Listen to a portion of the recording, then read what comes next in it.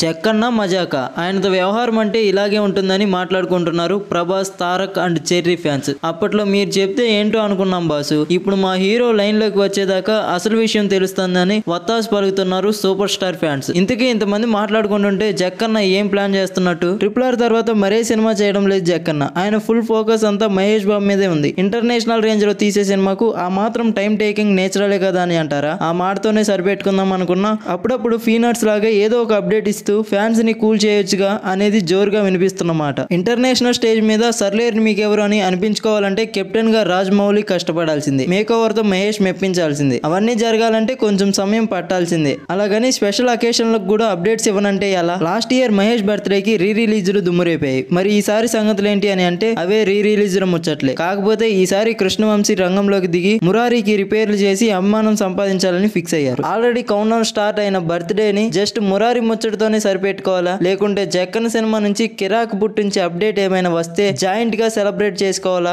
ఏ హింటూ రాకపోవడంతో సైలెంట్ గా ఉన్నారు ఘట్టమనేని ఫ్యాన్స్.